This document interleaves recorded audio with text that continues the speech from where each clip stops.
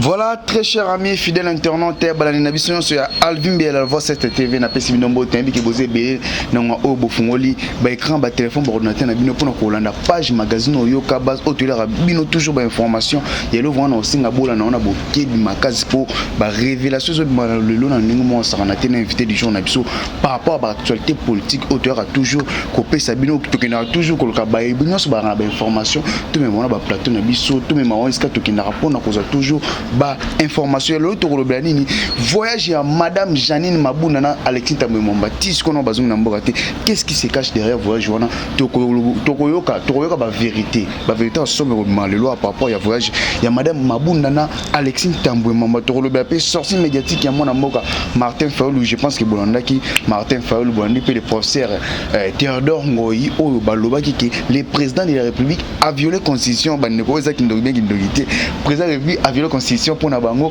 fallait pas nommer Baji au Bazas au président de la République, à nommer tout le Mambo Italie, milice, milice, de gauche à d'autres, mais d'être aussi sur moi, il dépêche tout, mais quand on a éclaircissement par rapport, il y a des dossiers, son ami qui posait belé, beau fond, vraiment, beau partager mission au Popo, l'anda, vraiment, la vérité, ou comme mon collègue, posé, besoin sur les États-Unis, des États-Unis, n'a pas si beauté, maman Fatina Kata Suisse, n'a Kata Belgique, n'a pas si beauté, pour l'anda, vraiment, page magazine, pourquoi pas, Bandonion, sur la zone, la mission à Kata Angola, Joël Linfo, professeur Nanga Mikolo, donc l'accent portugais Mikolo, n'a pas son mot dans la Kassangolais et pourquoi pas couper sa mot dans l'homme de Dieu, le pasteur Emile Kanimutombo, Nakati, il y a Angola, l'église Mumbai amène au organisé, mais Loulou Mounen 7 jours de prières dans la Katangola, l'église amène à inviter bien sur les besoins d'Angola, beaucoup de fois on a mis le miracle, la délivrance aussi, beaucoup. C'est là Makasi merci pe na merdika bon Jean-Luc bon bazan na kasa ngata bazan na biso 17 kan 17 na peso mbote grand merci ko zali na mbike kate mamba bien rozala awa sans plus tarder na pesa mbote na invité na nga mokonelo oyo ayena ba vérité o aye po abimisa mo biloko ende to wa mo biloko e ko malelo John Kamanda za na sima caméra ka na misango sebino ba manifestation ba matanga ba fête ba biloko na mionso John Kamanda za na pona bilili pour ça contact John Kamanda beaucoup mais biso je pense que beaucoup sola na ye mo na mboka France ka ba mbote Mbote ndeko adomosha. Un mot gentil na banyo so ba Orlando Susu na plateau sur la voix céleste. Merci beaucoup. Plateau na bino bolingi biso mingi. Boza koyamba biso de temps à autre pona ko zwa bandimbola ya mazali koleka na ngumba ya Congo pe capitale ya Kinshasa. To pesi bino bambote mingi bazana libanda ya mboka bande kona biso lokola ba dio mocha to pesi mbote na ba Gilles Vamana to pesi mbote na ba ndeko nyonso bazali libanda ya mboka ba Albert Junior Kassale donc bazali ebele bon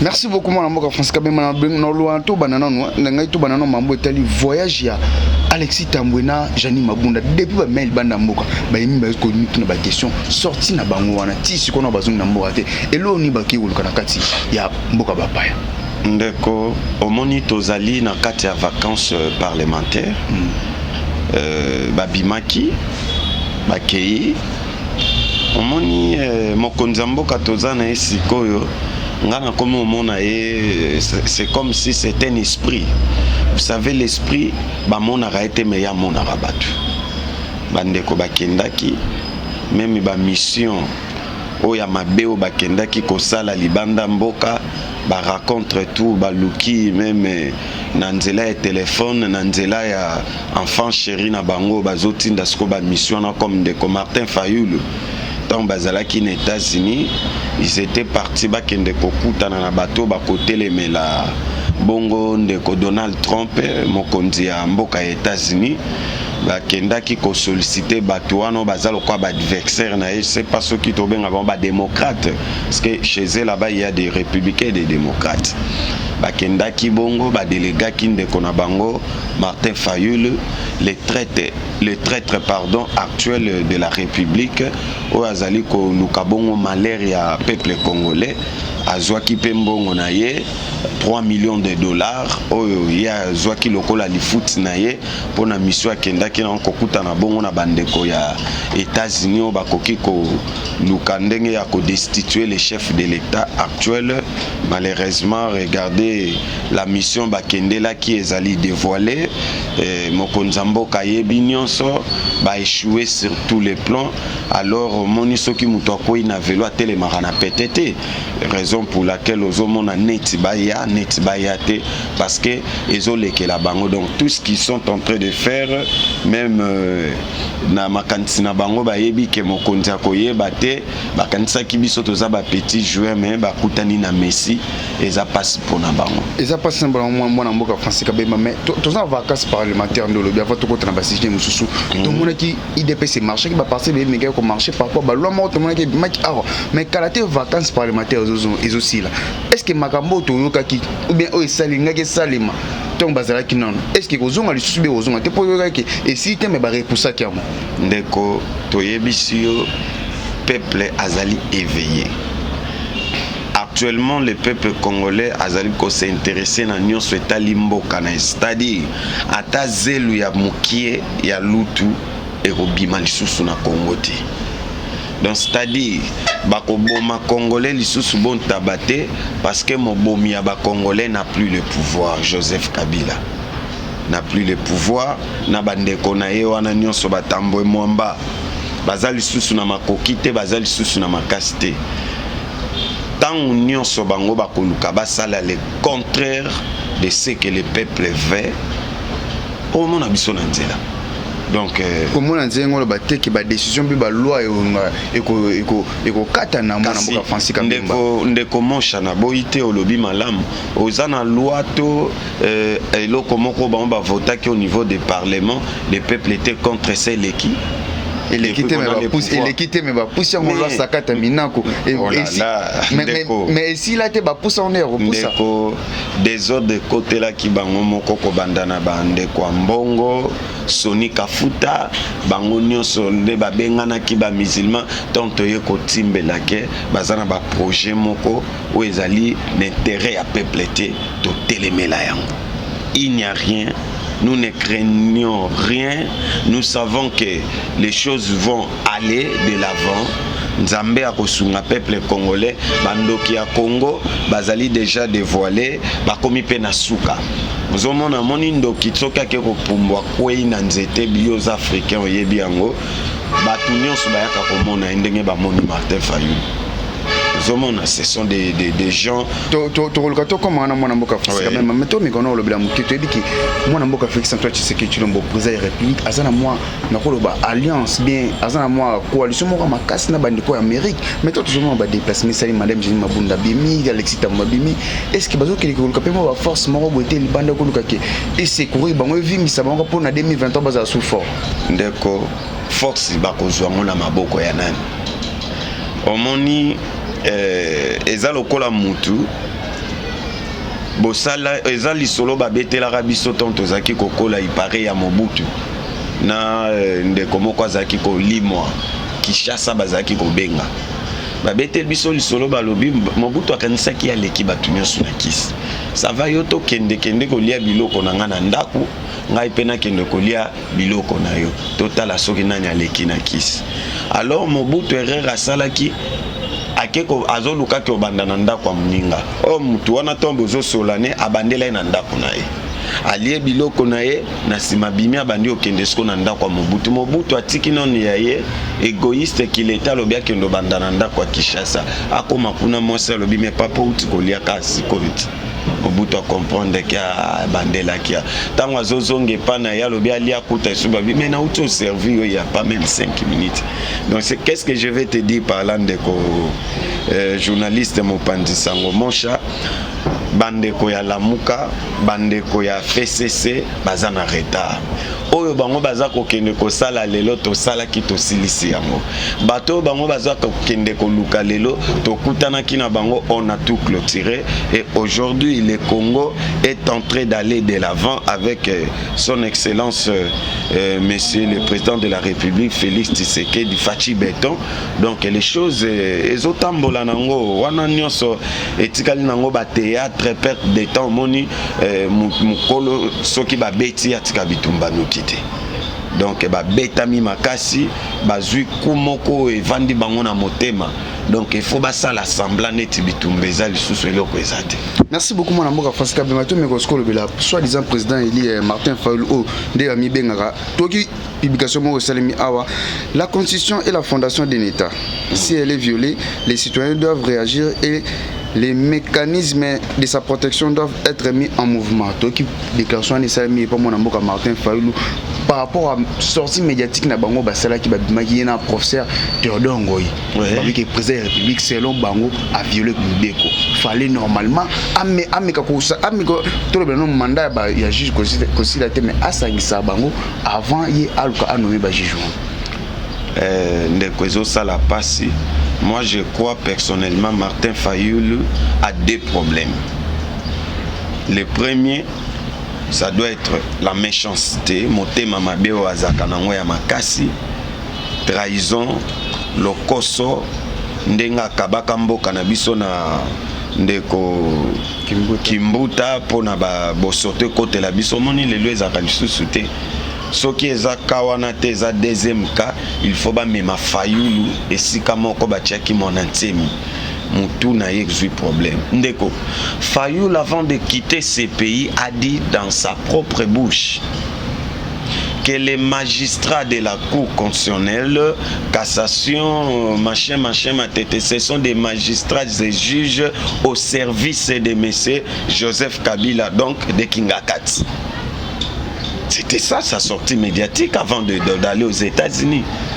Mais Ndeko wana les Londe, il s'est fait avocat des mêmes juges oyoyo bazalaki na service ya Kabila. Ndeko ozomona te ndeko azali na problème moko moi je vais beaucoup plaider pour la chef de l'état asungaye batinda batu bakende kotala epe na scanner. Est-ce qu'azui problème et comme là qui mon intimité beaucoup otika mtuboye azokende na kokufa et puis vous allez remarquer c'est un beau messier a comme qu'on s'est déformé. Mais il a un procès à son côté, le procès Théodore Ngoyi. Papa Nanga. Il a quelle expérience lui Théodore Ngoyi? Il a fini ses études en camp. Na droit na ye. Et puis na koyebi solo mokoyebi kotanga na kimukolo ezakana ba lolendo c'est une formation de titres. Muto azolu kaba pese titre songolo professeur kotango moto atangi na bo mwana azali poser yebi azotala makamsusu ta pa kokendozwa connaissance. C'est différent na kotanga na bon paka. Ce sont des professeurs ya bokokoti. Regardez les professeurs Mbata. Bato Batanga qui est là, c'est Théodore Ngoyi a fini ses études du camp. Dans son église, d'abord, il n'a pas de membres. Une petite église comme ça qui ne parvient pas à gérer Ndengumba Congo. Ndeko, on ne peut pas tolérer des bêtises. Moi, je te dis, Martin Fayulu a des problèmes. Aujourd'hui, c'est étonnant. Est-ce que toi, tu ne vois pas même au niveau de Lamuka? Et puis Azakaye mon côté accompagné de son frère là Epenge. Je ne sais pas ce qu'il dit aux médias. Je ne comprends rien. Donc Azaloko la foule abo arabo sototé. Mais regardez la réaction de Mike Mukeba que je félicite. Avant tout le nom Mike Mukeba, il nous frustera bateau à côté la président de la République. Avant tout le non. Mike Mukeba à côté le président de la République. Il n'a pas dit je félicite les chefs de l'État. Il a dit que il est contre Fayulu Azali sous-traitance à FCC. Écoutez les termes. Ce n'est pas nous.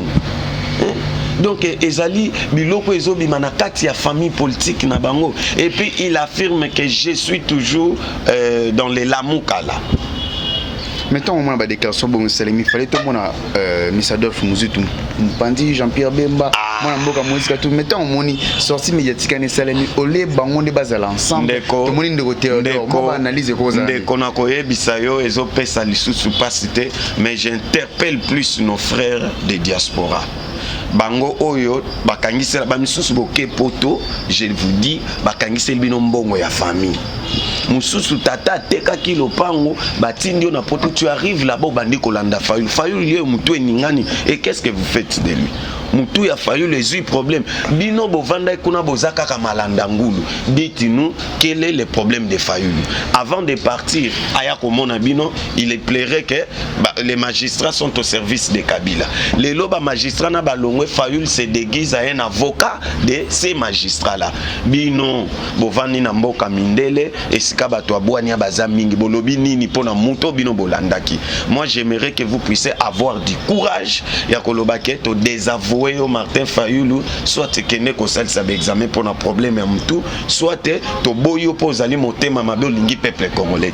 Et puis ce qui est plus grave mon frère, nakati ya coalition ya Sikawe Fayulu akei ko sala sali on a FCC. Ah bon? Oui, qui est Théodore Ngoyi? Qui est Théodore Ngoyi? Théodore Ngoyi azali mwana aza komela libele ya Kabila. C'est lui Théodore Ngoyi. Le professeur Théodore Ngoyi. Oui, oui. Les pasteurs. Oui, les pasteurs. Ouais, mais la libele ya Kabila. Hein? Les pasteurs azawa naza mwana Kabila zo memaboye ba memi et tout. Mais aujourd'hui les pasteurs là de FCC aye bakutani na Fayulu, je soutiens. Oh, mais mon cher, tokomi na stade moko ya ko remercier Nzambe, il a délivré le Congo. Par rapport à le bon Dieu nous a fait grâce à Koyeba des aventuriers de notre pays comme M. Fayulu. Fayulu c'est un aventurier. Il est désavoué même na bato la muka. Aïe outi les États-Unis, il est en train de dire que c'est bêtise. Attends, nazon à moi si ma mukendeko. Yo ka quitté Fayulu les États-Unis lobby que je ne parlerai plus des histoires de vérité des aînés. Félix Tshisekedi dit il n'est pas constant. Il dit quoi dans sa bouche? Il raisonne quoi? Il a besoin de quoi? Fayulu a salaka sorti des crises à mi-pesa na poste sans que Moïse soit poste, sans que Bemba soit poste, battre les médailles. Les problèmes de Fayulu les amis balé, motema mabe, soit mutu et zupe problème lokola papa na biso monante mais moni tant bayaki ko sungaye yepe soke moye zali tokoki ko zoe karaba memi na campus après ba bongiseli fa de house ba futa pe batu ba nyongweza kuna belé Fayulu souffre non ba nyongweza bon na Fardenhouse batu basala qui grève batu bazo futa mate Fayulu a des problèmes, on doit l'aider, c'est notre frère, c'est un fils du pays toko ko sundola bongote mutu ezui ba problème ya makasi to motema mabe donc il faut to sungaye. N'appelle pas ce monsieur là pasteur Ndeko Théodore Ngoyi là, il n'a pas l'expérience dans makambo droit. Et puis je vais vous dire une chose, qui est capable de constater la violation, qui est capable d'interpréter la violation. Si le professeur André Mbata, ah ouais, mais tu as réussi à sa professeur, pourquoi? Je vous dis, le professeur.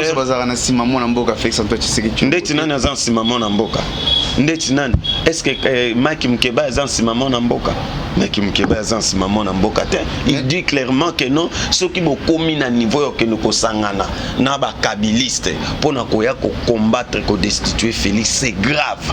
Donc je te dis, Dieu a aidé Mike Mkeba à Fongwa Mimiso, Miso Soukwamiye. Parce que ça fait un temps, bazo vandana bandoki, bazo sosolate. Voilà un jeune là très intelligent, Nazaki Sima ko soutenir bango lokola yeba Daniel Saf. Mais à un certain moment les gens ont tourné Kazakh, ba komi biloba loba, biloko ezana mutute, biloko ezana boniate, je me pose la question.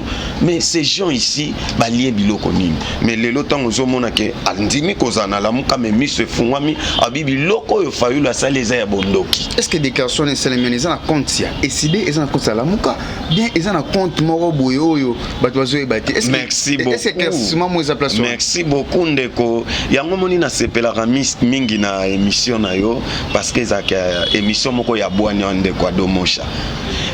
Et si quand mon côté Fayulu abandi ba sorti de crise du langage la muka. Il est en train de chercher les positionnements de SID. Oyo na ngiringi ezalaka te, na banda les alaka te, ezaka place oyebi yango. na yeba kapete nga kututala na yebite na yoka kaka j'ai fait les formes comme sous non comme c'est les week-ends na meka un peu cautionner mboka totala pe side za bana mboka mais side ngwezaka na luka na monate mais soki na chango mona ndeko na yebi ke ba diaspora ska baza ba beti maboko pe ba osenga bolimbisi ba o nyonso bazaki sima Martin Fayulu ba osenga bolimbisi parce que ba comprendre que bazala ki envoûté ndeko Fayulu azali lokoso azoluka kaka ba intérêt na ye ya la yo ki bon je te pose la question intérêt na ye a proposé plan sortie de crise est-ce qu'ils ont un intérêt na boité plan ya sortie de crise mais nous sommes des intellectuels quand même on ne doit pas dire des bêtises. Il nous demande de respecter quoi? La Constitution. Qui est censé de constater une crise? Est-ce que c'est Fayulu? Mais c'est le chef de l'État. Mais si lui il se voit comme un chef de l'État, il constate qu'il y a une crise. C'est simple. À ça dialogue. Il sollicite la sortie de crise auprès de qui? Malade. Ndeko na ebisi yo omoni toyaki kosungama to menacer mon antimi to kokena boluko to menacer à un certain temps on constate qu'il avait un problème mutu sebe baki ozomona donc o ezali révélation omona même ba médecin ba robenga biso sima ba te c'était un problème biso pe to constataki mais on attendait le moment yango nazo senga mawa fachi beto azaka motema malamu abwaka Fayulu te ba kende na ye pe ba traitement lokola mninga bo futela ba nyungo ya Faden House. Merci beaucoup na biki boze bile besoin na biso bo partager pene émission pour tant to mona tant to yoka base to toujours que ba IDPS bazan aux États-Unis bazan en Suisse bazan en Belgique balanda biso toujours na pesbino ambote partout le monde que besoin na biso mona moka Francis Kabemba so tozo mona ba étape nyonso ezo ya oyeke est-ce que sous kana ngo za dialogue pour bande ko bezo toujours dialogue ndeko na ngai et puis ça passe parfois. Je me pose la question dialogue nino et salamaka na mboka o ememikimia. Et d'abord quand il y a une crise les hommes et ma dialogue, c'est ce que la Constitution dit. Je ne sais pas, peut-être sont en train de me tromper. Moi, je sais que quand il y a la crise, et la crise en question, ce sont des crises. Oh, Fayulu la tika loye bisabisote. Et ça, crise institutionnelle, tout est la crise ni. Ce que l'objet na biso ezali ba crise institutionnelle. Ndenge bazolo belango na kati ya mbeko likonzi. Et ça simple, les chefs de l'État koluka ndenge nini a dissoudre ba des chambres wana tango à dissoudre yango pardon makambo nyonso ekokoya tokolukane mais c'est lui qui peut constater la crise. Ce n'est pas Martin Fayulu. Martin Fayulu s'est dit chef de l'État. Martin Fayulu s'est dit je mets abandon dans ma cambo vertu des urnes. On regarde l'intérêt des peuples congolais. Aux États-Unis, fraîchement, il vient de le dire. Mais les mêmes Martin Fayulu, les juges et magistrats sont au service de Kabila. Il faut pas qu'il y ait. Est-ce qu'il y a été interpellé par rapport à Mambo qui interpellé Mokonzambo? Nani ba interpellé Nani? Martin Fayulu. Par rapport à l'acte ouana. Ndeko yebi que Martin Fayulu basi babotola ki ye bandimi na ye nyonso bakolo bandimi bazwa bandimi na bango. Jean-Pierre Bemba, Moïse Katumbi, Muzitu, ami intime. Kosu ezali souste, ça vous dit rien. Azana poto, bazana ya.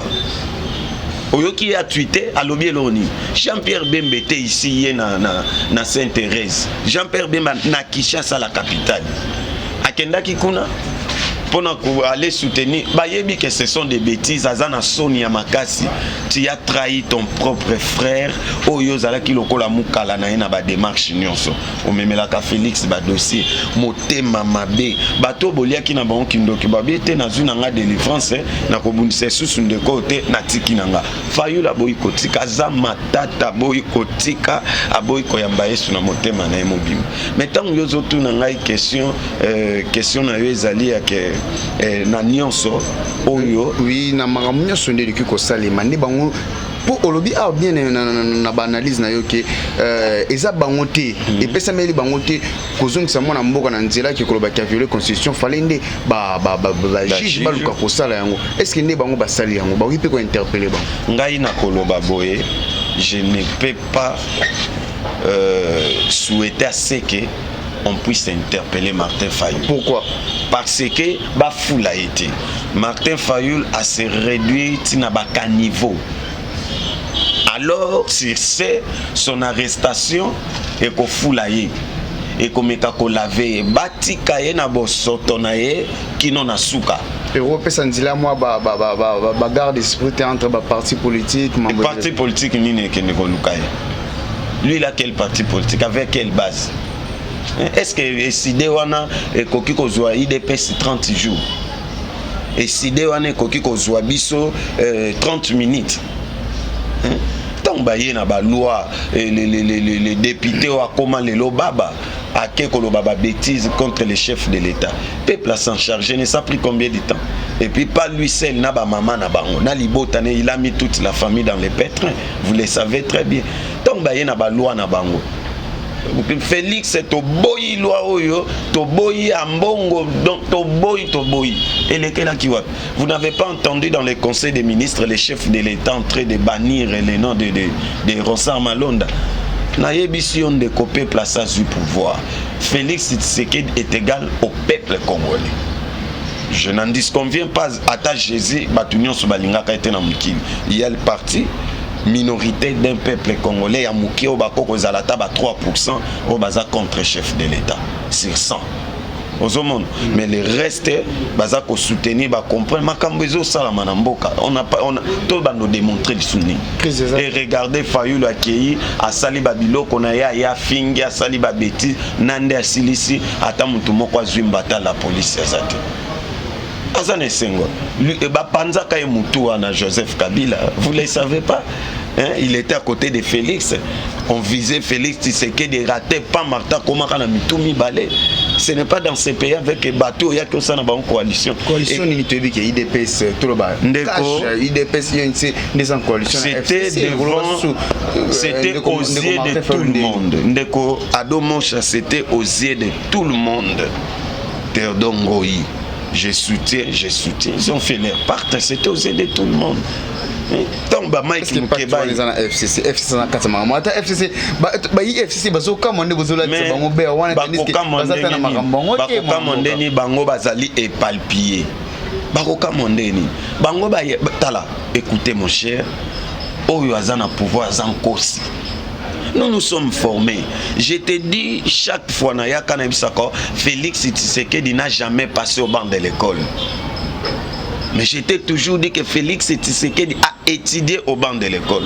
Théodore Ngoyi eza likolo ya koleka na banc de l'école yambanga na bompaka. Il est passé au banc de l'école. Est-ce que lui il a le droit de faire l'interprétation des lois?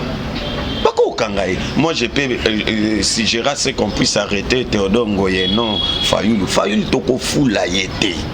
Yeti a kokende na soka komi na mix soit il demande pardon parce que le chef de l'État avait dit ça.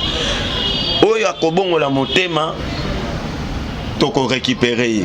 Oyo akoboya kobongo la motema ndenge ba papa na biso que je salue en passant l'ancien rebelle Roger Lumbala ba yena nzela to yambi bam. Oyo akoboya kobongo la motema akokuta na rigueur de la loi. Mais en ce qui concerne Martin Fayulu, c'est que je refuse chef de l'État ko fula yete. Akosala ba lobbying na ye na bisika nyonso ya lingiti ya kolemba. Il n'a pas le travail, il n'a pas d'argent. Azana société mon côté. Tokoti kaya gaspiller moi 200 tikala na ba uti ko baxeler 3 millions de PCM makasi na FCC. Bafuta qui est 3 millions na mission na ya kendaki ya koluka kokutana na bato bazali bongo contre Donald Trump pour na tango bango bakoya na pouvoir ba destituer baluka ndenge ni ya ko éliminer les chefs de l'État. Et sika baza ko kambo ezana maboko na biso. Ezana maboko na biso, on est très calme où eza pouvoir ya peuple congolais et le monde nzambe. Ya robangezate donc il y a rien. Il y a rien moi namboka Francis Kabemba toujours continuer mais tout mais pour le monde rencontre au level Mike Mukeba mais nambo vraiment tout mais développer si jango tout le monde rencontre ça qui ba député nous ce qui tsa basangana na mokonza mboka rencontre na zakidiani ah ndeko ngapeta na monaki yango na sekaki makasi. Vous savez dans la vie à tolingio ina muto à tolingio finga ndam Et parmi ces gens-là, ce qui est étonnant, député à Makelele Onani. Ndeko moko député à Makelele makasi boye azaka mayele mais akota mayele na buzoba comme camarade ya Jeannette Kabila. Monsieur Daniel Safou. OK, yewana. Olobia. Azaki pe na délégation. Maintenant, quand ils sont partis avec les députés de la Mouka, ils sont partis vers qui? Parce que la Mouka a son président, Martin Fayulu. Ils sont partis vers qui? Ndeko, ça c'est l'heure de la vérité. Ezali tango ya bana na Nzambe, ezali tango ya peuple congolais. En janvier, Félix Tshisekedi akozalana double brassard titulaire. Ça veut dire? Ça veut dire président de l'Union africaine. Il sera président de la RDC. Donc, naebisi yo pasi pe mawa. Et salamina tamukie, on a tout conquis. Et j'espère que bokomona mboka oyo erotika batu minoko ya kofungwama. Les gens vont se demander, ah, tout ça là qui boit pour nani. On a des mandats, après des mandats na biso, tout les mitokei. Allez, maintenant vous allez comparer les pays de Tshisekedi et les pays de tous ceux qui sont passés. Donc, on a des mandats, recensement. Non, recensement, pourquoi pas? Parce que on doit les faire, recensement, ezali, donc la tata zananda kwa yebi nombre banana été.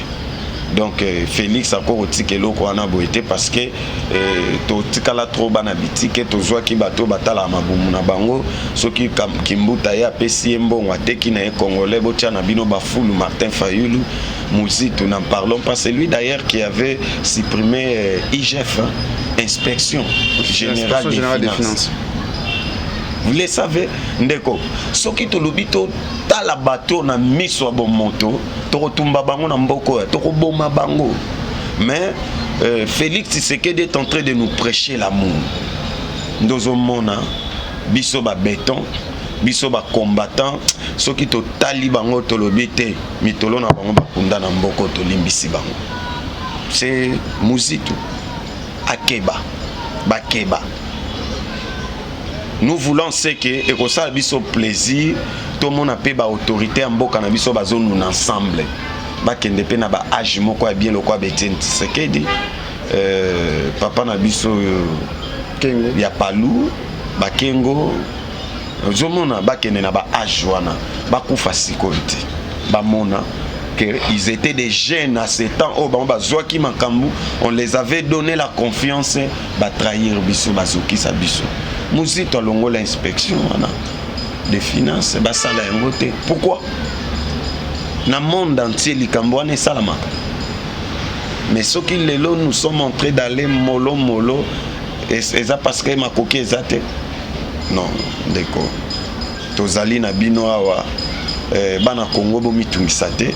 Na Kamboueza malam, na Félix Tshisekedi. Et Longo Nzambe, d'ailleurs on nous avait dit ça même dans des prophéties lorsqu'on est parti dans la rencontre États-Unis-Israël. Oh, le chef de l'État le plus aimé de l'Afrique Azalaki parmi Tangwa Komi Kuna est-ce que na makambo wana talaka kayazaki à l'honneur trompe awa Félix Awa. On nous a dit ça toko bongisa makambo mais cause en a moins de difficulté. Mais ce qui est important c'est la finalité ya oba ebisaki biso. Mon amboka Francis Kabemba, tout le monde m'a échange les entre mon amboka Gilbert Kankonde, ministre intérieur, na ministre Roubero. Qu'est-ce qui se passe entre Bangobal? Ndeko Roubero a milingité. A milingité, lokola milingité est allié. Et pour yemoko même na kingakati tomba vanda kabayebi que non bato yo bazana pouvoir. Babanga biso te tonto zaki na mandoki. Et lelo bango baza ko détenir mandoki. Est-ce que dans le monde entier d'ailleurs nous sommes les seuls pays dans le monde entier même l'élection est organisée par les ministres de l'Intérieur et les Affaires coutumières. Dans le monde entier, c'est le ministre de l'Intérieur qui s'occupe du recensement de la population de son pays. mais tala ndeko oyo bimela makila ma mwanza et bebisi ebwania aza koya ye ayaka azalaki chef ya bétidien ya Rwandais akeba. Nous sommes en train de dire ce qui bango ba pousser biso peuple to s'énerver makasi to kozela na biso accord ya Félix c'était to kolia bango parce que biso ba jeune to nyokwami. Vous comprenez? Biso ba jeune to nyokwami. Alors ndenge zali wana to kozela bango te. Tokozela mite bato bayela biso ke no bosa so to monika ka mutu moko azali koya ko compliquer le sous peuple na ba kitanyos to tonda nango na mboka oyo tozaka na misala te courant malam te mai ya biso moko ba barrage kili to tanga meto kana courant te ndeko Rube wazali ko luka ndenge ya kokotsa bandeko na ba Rwandais tozoke na ba male akotsa ba na Congo. Lui il va prendre la charge du recensement comment. Il est ministre de décentralisation. A commis na makambu ya recensement de azobanga nini abanga te bakobika te biso tokanga moto na maboko te mais loi Shadar ye wana komi ko yungana akomi lokwa mopepe sika zali koyeba na te bakoluka Kabila zoluke fo beta ye azoluka nani yenda koti Kabila na ba problème tokomi na suka mwana mboka Francis Kabemba bazoluke pona ni biso liboso zaki awa botamuzaki mwana mboka Emmanuel Ramazan Shadari bazoluka bazolukisa pas justice komi so mwana mboka mais na lobi na yo Shadar azali na problème grave Shadar Kabila zolukisa ya beta ye po bango chaque mois mutu nyonso asakerera akendaka na mulongo zui mwa makofi na yo babeti yo king box na ye Shadar anyata lokolo esika akomi lokwa mopepe makozwama akokima mboko yo te akokende wapi bakobika te ou soit tu hausses la voix yake na kite FCC bolimbisa nga toko limbisa toyebisa bango biso nde toko panza les criminels de AFDEL biso nde toko panza bango to comme na soka ba question ebele mais ngonzo ça vraiment défaut ba oni so ba ça ko tona contact bien ba me ko tona ba question so ba contacter na numéro ni ba nyonso baza bongo na besoin ya koyoka basango parce que biso toza bato tozwaka makambu bisika oyo bato nyonso bakomaka te bao baza na besoin ya kozwa numéro ko contacter biso pona koyeba ce qui se passe dans leur pays. Vous qui êtes à l'étranger partout dans le monde, notre numéro c'est plus 243 89 58 360 34. Ngonga nyonso bino boko benga téléphone ezaka toujours opérationnel pona koyoka ba conseil na bino pona kozwa pe ba soutien moral na bino ya lolenge nyonso bino bobongisi potala jeune que je suis to komi ko s'intéresser na souci ya mboka eza pétété. Donc nous sommes là tozo senga bongo na ba maman na biso collègue Christelle Diabanza o baza bongo na ba France ba Gorette Matondo, ils sont tellement nombreux o baza na posa ko soutenir biso ba Joël Belonga ba Jérémy Kadimari Tamou ya bazé belé na banda mboka ba sala misala o nyonso baza na besoin na biso to zali bongo disponible pour na bino oko banda su numéro mona mboka Francis Kabemba numéro toloba qui ezali plus 243 89 58 360 34. À tout moment, vous avez besoin de séqueler parce que vous savez, tout ne se dit pas aux médias. Donc, même en privé, Kotal Sabino, il y a minene oyo tozwa ki bongo na bato la mukape na bato ya FCC oyo kosunga bino surtout na diaspora na zobeta mbela po bongo la mitema bo comprendre que pouvoir oyo eza bino bino l'élection zoya tozo bunda bino pe na libanda mboka bo voter. Alors beaucoup. Ne vous distrait pas. Merci beaucoup mon mboka Francis Kabemba Congo zo bunda OK l'élection roya meto mbuli roya te ba diaspora pe au aux États-Unis des PS aux en Belgique aux en Suisse bo voter elongo na biso. Merci beaucoup pour vos ebele bolandi biso na page magazine yo kabazi mo ze fiche eza affiché wana so za so comme na biso ko biso contact comme na biso numéro wana bo so na biso masonyo so za kitoko. Merci beaucoup na l'homme de Dieu semi kaniki muto monabi ka Rolanda émission na boke binyoso 17 kaniki 17 na Casa France Benézer Anzola et pourquoi pas Merdika Bongo Jean Lika Bongo na Casa Ngate na que Philomène Mouko yapé andi émission oyo. Merci beaucoup pe na John Kamanda dans ma caméra, je pense que il faut toujours aux pour ça image à Kitoko John Kamanda zana pour audition image à Mino. Abonnez-vous massivement, bientôt là on aura 100 000 abonnés dans la chaîne Abisso. Tout ça toujours un point au service Bino point européen c'est Bino toujours d'actualité. Beau s'abonner massivement à la chaîne Abino. On se retrouve à la prochaine. Bye bye.